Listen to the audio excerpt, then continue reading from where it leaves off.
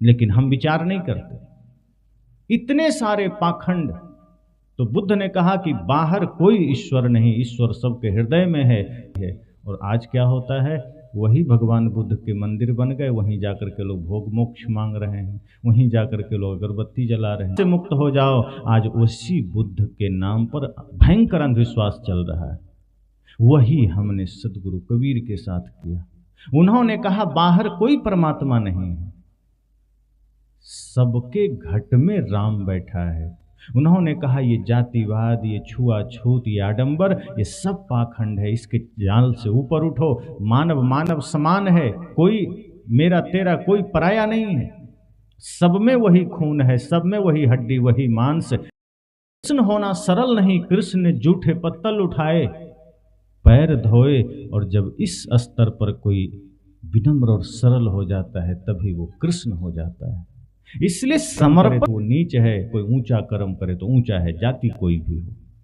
अगर जिन्हें आज हम कहते हैं कोई पिछड़ा कुल का है और वो अगर कर्म महान करेगा तो महान है, और जिसको हम कहते हैं ऊंची जाति का कर्म वो नीच करेगा तो वो नीच है। साहब ने कहा कर्म के आधार पर बांटो। तो सदगुरु कबीर ने कहा बाहर कोई भगवान नहीं, और हम सब ने क्या किया कि नहीं तुम ही भगवान। वो कहते हैं तुम सब में वो संभावना है, और हमने अपने कर्म को ठीक करना छोड़ करके कबीर साहब को भगवान बना करके उन्हीं के आगे खड़े हो गए कि तुम ही दो। अब सोचिए कि सदगुरु कबीर कह रहे हैं कि बाहर कोई ईश्वर नहीं, कोई परमात्मा नहीं, आप सबके भीतर वो राम की संभावना है। घट घट में राम बैठा है, सब घट में रोसाई है। वे कहते जो तिलमाही तेल है त्यों चकमक में आग, तेरा साईं तुझ में जाग सके तो जाग। कहाँ खोजने जा रहे हो? हमने क्या कहा कि नहीं आप ही भगवान। अब कबीर साहब होते तो उत्तर भी देते कि नहीं नहीं ये मूढ़ता मत करो, पर सामने नहीं है तो हम अपने से अर्थ निकाल लेते हैं कि हम तो कबीर साहब की पूजा से राम को पा लेंगे, हम तो कबीर साहब की पूजा से मुक्ति पा लेंगे। कबीर साहब कहते हैं कर्म को सुधारो, अपने जीवन में आचरण को ठीक करो, और ये देखो कि मैं किस लिए धरती पर आया। सदगुरु कबीर इस धरती पर ज्ञान देने के लिए आए, छुआछूत मिटाने आए, अंधविश्वास मिटाने आए, चमत्कार मिटाने आए। वो कहे कि झूठे भगवान के नाम पर चमत्कार करना, भूत भविष्य बताने की बात करना कि मैं भूत जानता हूँ, मैं भविष्य जानता हूँ। साहब ने कहा इस समय की बर्बादी है।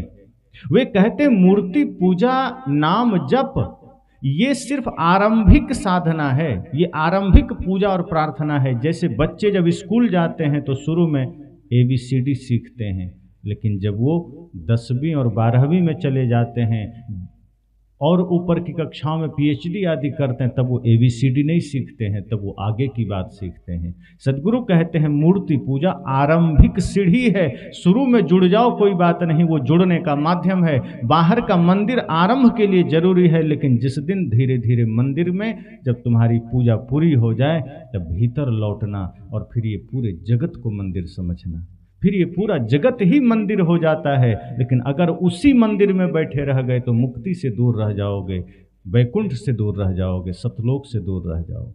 वे कहते हैं ABCD सीखो क्योंकि मूल है, आरंभ है, जरूर सीखिए। शुरू में मंदिर जाइए, शुरू में नाम जप करिए, लेकिन अगर लंबे समय तक मंदिर ही जाते रहे, नाम जप ही करते रहे तो भीतर आत्मा को नहीं जान पाओगे। जिस दिन आप वहां से यात्रा अपनी ओर लौटाएंगे, अपनी ओर करेंगे, अर्थात जब आत्मा को जानने के लिए प्रयास करेंगे, मैं कौन हूं जानने के लिए प्रयास करेंगे, तब आप पाएंगे कि बाहर हम जिस छोटे से मंदिर में अटके थे, वास्तव में पूरा जगत ही मंदिर है। जहां जाओ जिसको देखो सबके भीतर वही राम बैठा है। इतना विराट मंदिर ये जगत हो गया। तो सदगुरु कबीर कहते हैं कि आरंभ में नाम जप भी कर रहे हो कोई गलत नहीं है, क्योंकि नाम जप भी आरंभिक साधना है, आप उससे अपनी ओर लौटने में सहयोग पाते हैं। इसी तरह मंदिर पूजा कर रहे हो, कोई बाहरी व्रत कर रहे हो, सब आरंभिक साधना है, पर वहीं रुक मत जाना। अगर कोई बच्चा 10 साल तक ABCD सीखता रह जाए तो बाप क्या करेगा, स्कूल छुड़ा देगा, चल अब काम कर, हो गया तेरा, तुम वहीं अटका है। अगर कोई आदमी छत पर जा रहा है, पहली सीढ़ी पर पैर रख के वहीं बैठ जाए कि आ गए हम छत पर, तो कभी छत में पहुंचेगा? पहली सीढ़ी जरूरी है, पैर रखिए पहली पर, लेकिन दूसरी तीसरी करके जब तक आप एक एक सीढ़ी पार नहीं करेंगे छत पर नहीं जा सकते। इसी तरह सदगुरु कहते हैं मंदिर की पूजा भी जरूरी है, लेकिन वो पहली सीढ़ी है, और वहीं बैठे रह गए जीवन भर तो कभी भगवान से मिल नहीं पाओगे। क्योंकि मंदिर भगवान का घर नहीं है, मंदिर भगवान को की ओर जाने का एक प्रथम द्वार है, प्रथम सीढ़ी है, और अगर वहां आपने कदम रखा है तो फिर आगे भी बढ़ना। यज्ञ जो आप करते हैं, जौ तेल घी डालते हैं, सदगुरु कहते हैं ये बहुत छोटे साधारण यज्ञ हैं, भीतर मुड़ने का एक माध्यम ये भी हो सकता है, लेकिन वहीं मत रुक जाना। क्योंकि ये बात सिर्फ कबीर साहब नहीं कहते, गीता में भी कृष्ण कहते हैं। और 2 प्रकार के यज्ञ हैं, एक द्रव्य यज्ञ है, एक ज्ञान यज्ञ है। द्रव्य यज्ञ मतलब जिसमें आप बाहर से कुछ डालते हैं, हवन कुंड में जौ तेल घी लकड़ी आदि नैवेद्य डालते हैं, और एक ज्ञान यज्ञ है जो सबसे श्रेष्ठ है, ऊंचा है। जब आप द्रव्य यज्ञ करके धीरे धीरे अपनी ओर लौटते हैं तब ज्ञान यज्ञ का समय आता है, और वो ज्ञान यज्ञ गुरु और शिष्य के बीच में होता है। वो इस सत्संग में होता है जहाँ गुरु हमारे सामने होते हैं और हम सब उस ज्ञान कुंड में अपना अपना दोष डालते हैं, अपनी अपनी बुराई डालते हैं, अपना अपना जो कुछ भी विकार है हम उस हवन कुंड में समर्पित करते हैं। तो सदगुरु कहते हैं न मंदिर गलत है, न पूजा गलत है, न नाम जप गलत है, लेकिन वहीं खड़े रह जाना गलत है, वहीं टिक जाना गलत है। तो आज हम उनके नाम पर भी विवाद कर रहे हैं। जो लोग राम को मानने वाले हैं वो कृष्ण जी का नाम लेना नहीं चाहते, जो कृष्ण को मानने वाले हैं वो राम जी का नाम नहीं लेना चाहते। अब कई लोग थोड़ा ठीक ठाक है, दोनों का नाम लेते हैं, पर ज़्यादातर आप वृंदावन चले जाइए तो वहाँ राम जी का नाम लेने वाला बहुत कम लोग मिलेगा। अयोध्या चले जाइए कृष्ण जी का नाम लेने वाला कम मिलेगा। हम भगवान को मान भी रहे हैं और आपस में बांट भी रहे हैं। हमने क्या जाना? जो सबका सम्मान करे वो भक्त होता है, जो सब में राम को देखे, जो सब में कृष्ण को देखे वो भक्त होता है। जो घृणा करे, जो एक दूसरे का विरोध करे, जो लड़ाई करे संतों के नाम पर, गुरुओं के नाम पर, महापुरुषों के नाम पर, वो भक्त कैसे हो सकता है? वो साधक कैसे हो सकता है? जो विवाद खत्म करे वो सही इंसान होता है, और जो विवाद करने के लिए चले वो साधु नहीं हो सकता, वो इंसान भी नहीं हो सकता। इसलिए मैंने कहा कि समर्पण वही कर सकता है जो प्योर होगा, जिसका हृदय निर्मल होगा, नहीं तो समर्पण बहुत मुश्किल है। आप खुद सोचिए, एक होता है बाहरी समर्पण, सामने कोई आदमी चापलूसी कर देगा कि अरे आपसे बढ़िया कौन, हम तो आपके लिए सदा समर्पित हैं, और आप धीरे से देखेंगे कि पीछे आपका वही सबसे बड़ा शिकायत कर रहा होगा।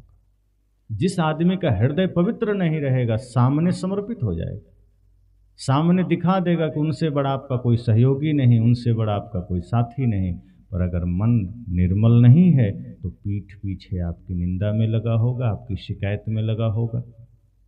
इसलिए मैंने कहा सत्संग हमें सिखाता है उमंग, उत्साह, समर्पण, कि जब जीवन में उत्साह रहेगा, उमंग रहेगा, कुछ जानने का भाव रहेगा, तब यही सत्संग आपके जीवन में एक ऐसा समर्पण जागृत करेगा कि रिश्ते भी मधुर हो जाएंगे, जीवन भी मधुर हो जाएंगे। शिष्य गुरु के बीच का समर्पण, भाई भाई के बीच का समर्पण, पिता पुत्र के बीच का समर्पण, पति पत्नी के बीच का समर्पण। समर्पण मतलब हम अपने को खो देते हैं कि मैं कुछ नहीं हूँ, आप ही हैं, मेरा मुझ में कुछ नहीं, जो कुछ है सो तोर, तेरा तुझको सौंपता क्या लागत है मोर। क्योंकि विवाद तब खड़ा होता है जब हम कुछ मानने लगते हैं, मैं ही हूँ, तुम कुछ नहीं हो। पर समर्पण का अर्थ है कि नहीं, हम सामने वाले को श्रेय देते हैं, हम जो सामने हैं हम उनको महत्व देते हैं, और जब उन्हें महत्व देते हैं तो हमारा महत्व खुद बढ़ जाता है। समर्पण का अर्थ है सामने वाले को वैल्यू देना, सामने वाले को महत्व देना। अगर आप अपनी पत्नी को महत्व देंगे तो उनके नज़र में आपकी कीमत खुद बढ़ जाएगी। अगर आप अपने पिता को महत्व देंगे तो उनकी नज़र में आपका कीमत खुद बढ़ जाएगी। याद करिए वो कृष्ण जी की कथा कि जब राजसूय यज्ञ हो रहा था और सारी जिम्मेदारी और सारी ड्यूटियां बांटी जा रही थी कि कौन क्या क्या संभालेगा, तो पांडव करवा रहे थे राजसूय यज्ञ, युधिष्ठिर उसका मालिक था। तो अब जैसे आप भी एक छोटा सा कार्यक्रम कर रहे हैं, तो विभाग बांट दिए गए कि भंडारा वाला कौन देखेगा, स्वागत वाला विभाग कौन देखेगा, बाजार कौन जाएगा, साफ सफाई कौन देखेगा, परस के कौन खिलाएगा, तो एक बंटवारा होता है ना। अन्य सजावट वाला विभाग कौन देखेगा, प्रचार प्रसार, तो उसी में 5-10 आदमी में कुछ कुछ विभाग बंट जाता है। तो इतना बड़ा राजस्व यज्ञ हो रहा है, तो वहाँ भी विभाग बांटा गया। तो भीम को मिल गया भंडारा देखने का विभाग, अर्जुन भी देखने लगे कुछ स्वागत सम्मान कौन आएगा, कहाँ बैठाना है, युधिष्ठिर भी कुछ देखने लगे, नकुल सहदेव भी कोई विभाग ले लिए, कोई स्टोर रूम का चाबी किन्हीं को मिल गया, किसी को आने जाने का, निगरानी का, ऐसे ही तमाम प्रकार की ड्यूटी सबको दे दी गई। कृष्ण जी आए, कहा सब काम बंट गया, बढ़िया सब कुछ हो गया। सब ने कहा हाँ प्रभु सब हो गया। कहा हमको कोई ड्यूटी नहीं दिया। तो पांडवों ने कहा अब कोई काम ही नहीं बचा, सब काम खत्म, मतलब सब ड्यूटी विभाग बंट गया, अब कुछ है ही नहीं जो आपको दें। कृष्ण जी ने कहा जो जैसा होता है वैसा वैसा काम ले लेता है, अभी भी एक काम बचा है। अब कौन काम बचा है? तो कृष्ण जी ने क्या कहा कि जो संत और अतिथि आएंगे उनका चरण धोने का काम और उनके जूठे पत्तल उठाने का काम वो मैं करूँगा। सोचिए स्वयं कृष्ण क्या ले रहे हैं, कोई दिया नहीं है, वो इतने बड़े योगेश्वर हैं, गीता जैसा ज्ञान देने वाले परम योगी कृष्ण क्या कहते हैं कि जो अतिथि आएंगे, जो संत आएंगे, उनका चरण मैं धोऊंगा और उनके जूठे पत्तल मैं उठाऊंगा। ऐसे ही कोई कृष्ण नहीं बन जाता, इतना साधारण है कृष्ण बनना। रावण तो कोई भी बन जाएगा, कंस कोई भी बन जाएगा। भजन में कहते हैं ना कि कलयुग बैठा मार कुंडली, जाऊं तो मैं कहाँ जाऊं, घर घर में रावण बैठा। ये नहीं कहा घर घर में राम बैठा, ये नहीं कहते घर घर में कृष्ण बैठा, हम कहते हैं घर घर में रावण बैठा है। रावण होना बड़ा सरल है, कोई हो जाएगा। थोड़ा सा भी आदमी पाप का मार्ग अपना ले, छल कपट करने लगे, नशा दुर्व्यसन करने लगे, माता पिता गुरु का अनादर कर दे, पत्नी का अपमान कर दे, भाई का अपमान कर दे, वो रावण हो गया। रावण होने के लिए क्या चाहिए? अधर्म का मार्ग। रावण होने के लिए क्या चाहिए? माता पिता गुरु का अनादर, पत्नी के साथ बदतमीजी, इतना भर कोई कर ले रावण हो गए। तो भजन कहता है कि हर घर में रावण बैठा है, हर जगह कंस बैठा है, हर जगह दुर्योधन बैठा है, पर ये भजन में नहीं आया कि हर कृष्ण बैठा है। हाँ, ये संतों ने कहा है कि हर हृदय में कृष्ण है, हर हृदय में राम है, लेकिन जगाना पड़ता है, क्योंकि हर हृदय में जो राम और कृष्ण है वो सोए हैं, क्योंकि हमने उनको सुला दिया है माया के संग में पड़कर। अगर हृदय में बैठा हुआ कृष्ण जागृत हो जाए तो विवाद खत्म हो जाएगा। तो कृष्ण क्या कहते हैं कि मैं जूठे पत्तल उठाऊंगा। इतना सरल नहीं है कृष्ण होना। आज आदमी थोड़ा सा कुछ हो जाता है तो अपने घर में भी सोचता है कि हम झाड़ू कैसे लगाएं, पत्नी लगा देगी, हम जूठे थाली हम कैसे उठाएं। सोचिए, और हम सोचते हैं हम तो कृष्ण भक्त हो गए। अपने घर में आप जूठा थाली उठाने को राजी नहीं। अगर थाली पड़ी है, आपने खाया, पत्नी कहीं व्यस्त है या माँ कहीं व्यस्त है, और आप अगर सच में कृष्ण भक्त हैं तो आप उस वक्त देखेंगे नहीं, अब थाली उठा के धो के रख देंगे। हाँ, कोई सामने है ना धोने दिया अलग बात है, लेकिन खुद से छोड़ देना कि नहीं तुम ही धोगे, हमारा काम नहीं है। गंदगी पड़ी है, हम बैठे हैं, नहीं तुम ही झाड़ू लगाओगे, हमारा काम नहीं है। गुरु संत आ गए, नहीं माताएं पैर धो देगी, हमारा काम नहीं है। संत कहते हैं नहीं, कृष्ण होना बड़ा साधारण बात नहीं होता। तो कृष्ण कहते हैं मैं चरण धोऊंगा, मैं जूठे पत्तल उठाऊंगा। इतना स्वीकारने के बाद बाकी लोग के तो दिमाग सुन्न हो गए कि अरे ये हमारे दिमाग में कैसे नहीं आया। कृष्ण कहते हैं आएगा तब जब विनम्रता होगी, सरलता होगी। जब मन में कुछ भी अहम होगा तो तुम वो काम नहीं चुनोगे जिसको तुम कहते हो कि तो छोटा काम। कृष्ण बचपना में गाय भी चराए और बढ़िया से चराए, लड़े झगड़े नहीं। सब तरह के लोग साथ में होते थे, सबके साथ गाय चराते थे और बड़े प्यार से चराते थे। जो माँ यशोदा भोजन के लिए दे देती थी खाने पीने के लिए, वो अकेले नहीं खाते थे, सभी के साथ बांट कर खाते थे। सबके घरों से रूखा सूखा आता था और कृष्ण को माँ यशोदा मक्खन देती थी, तो अकेले नहीं खाते थे, पत्तल बड़ा सा बिछाते थे, सबका घर से आया हुआ भोजन रखते थे और ऊपर से अपना मक्खन रख के मिला के सब बांट के खाते, तब वो कृष्ण हो पाए। कोई विरोध कभी नहीं किया। और जब जरूरत पड़ी, लोग देखा कि लोग मूर्ति पूजा, इंद्र की पूजा कर कर के पागल हो गए हैं, तो समय आने पर विरोध भी किया कि इंद्र की पूजा से कुछ नहीं होता, ये बारिश इंद्र की पूजा से नहीं होता, ये प्रकृति का अपना नियम है तब होता है।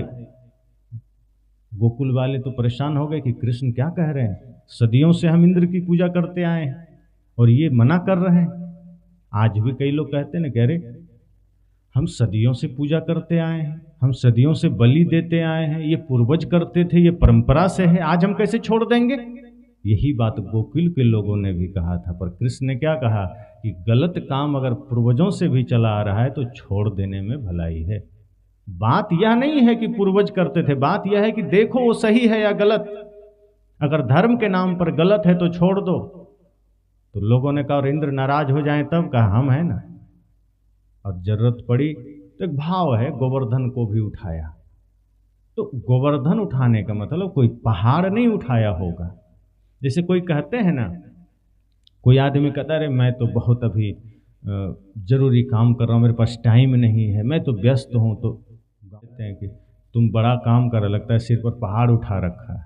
एक भाव है। तो पहाड़ उठाने का मतलब भारी काम करना, जिम्मेदारी वाला काम करना। किसी को भी हम कह देते हैं कि ये तो बड़का पहाड़ उठा रखा है, तो पहाड़ कोई सच में सिर पर नहीं रख सकता। वस्तुतः अर्थ होता है कि बहुत बड़ी जिम्मेदारी को निर्वहन करना। तो कृष्ण ने गोवर्धन उठाया, इसका अर्थ इतना ही है कि उन्होंने बहुत बड़ी जिम्मेदारी उठाई, लोगों को पाखंड से मुक्त करने का, लोगों को अंधविश्वास से मुक्त करने का। और ये कहा कि तुम ये इंद्र की पूजा करके जो बारिश की कल्पना करते हो, या पत्थर पूज करके जो तुम सोचते हो भगवान प्रसन्न होंगे, सब झूठ बात है। अरे पूजा ही करना है, गोवर्धन की करो, अर्थात पहाड़ की रक्षा करो। यहाँ गाय चरती है, पहाड़ को मत ढाहो, जंगल मत काटो, ये पूजा है। तो कृष्ण पहला व्यक्ति है जिन्होंने ये लोगों को समझाया कि बाहर कोई भगवान नहीं, बाहर कोई परमात्मा नहीं है, तुम अपना कर्म बढ़िया कर लो, तुम विनम्रता में जियो, प्रेम में जियो, तुम्हारा भगवान तुम्हारे पास है। और ये बात उन्होंने गीता में भी कह दिया, ये नहीं कहा कोई बाहर ईश्वर है। उनसे लोगों ने कहा कि आत्मा क्या है, उन्होंने कहा अगर ठीक से समझ में आवे तो ये आत्मा ही परमात्मा है। उपद्रष्टानुमंता च भर्ता भोक्ता महेश्वर परमात्मेति चाप्युक्त देहेस्मिन् पुरुषः पर। उन्होंने कहा अर्जुन ये आत्मा ही परमात्मा है, और परमात्मा ही नहीं है, अनुमंता है, भोक्ता है, महेश्वर अर्थात शिव भी यही है। अब परमात्मेति चाप्युक्त, परमात्मा भी यही है। सारे विशेषण कृष्ण ने आत्मा के लिए कह दिए।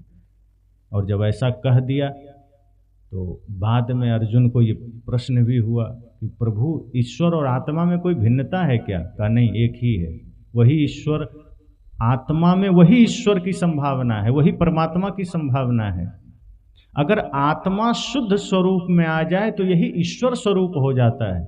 जब तक ये माया के चक्कर में है तब तक ये दुष्ट आत्मा रहता है, लेकिन जब ये ध्यान साधना संयम में जीने लगता है यही आत्मा परमात्मा हो जाता है, यही ईश्वर हो जाता है। रहता कहाँ है? तो ईश्वर सर्वभूतानां हृदय से अर्जुन तिष्ठति। कृष्ण कहते हैं सभी भूत प्राणियों, जो जिंदा है, जो कुछ भी जिंदा है इस धरती पर, उसके हृदय में ईश्वर रहता है। सारा प्रश्न खत्म। कृष्ण ने सारे शंकाओं को गिरा दिया कि अब क्यों खोज रहे हो ईश्वर को बाहर।